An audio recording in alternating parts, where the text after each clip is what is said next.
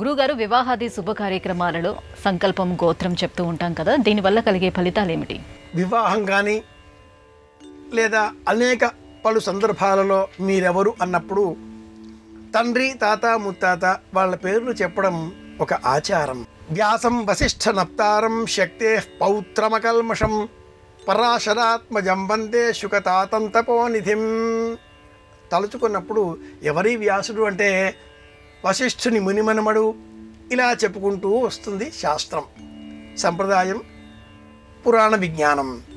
అదేవిధంగా మన గృహాలలో కూడా వివాహాలు అవుతున్న సమయంలో నప్త్రీం పౌత్రీం పుత్రీం కన్యాం నప్త్రే పౌత్రాయ పుత్రాయ వరాయ అంటూ అమ్మాయికి సంబంధించి ముత్తాత తాత తండ్రి, అబ్బాయికి సంబంధించి కూడా నప్త్రే అనాలి. మునిమనమడు మనమడు కొడుకు ఇలా చెప్పాల్సి వస్తుంది. ఇలా ఎందుకు చెబుతున్నారు? వాళ్ళు మళ్ళీ ఈ గృహంలో పుట్టాలి.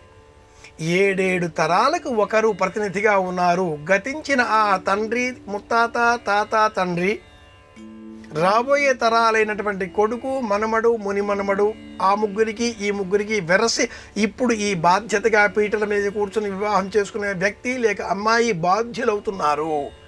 ఇది 7 తరాలు. కనుక వివాహం కానీ ఇతర శుభకర్మలలో కానీ తండ్రి తాత ముత్తాత వీరు పేరు చెప్పడంలో మంచి ప్రయోజనం ఉంది, ధర్మశాస్త్ర నిర్ణయం ఉంది.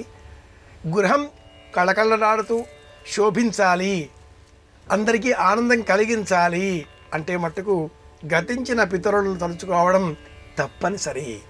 కృతజ్ఞతాపూర్వకంగా ప్రేమతో ఆర్తితో వారిని తలుచుకోవాలి, అంతేకాని భయపడకూడదు.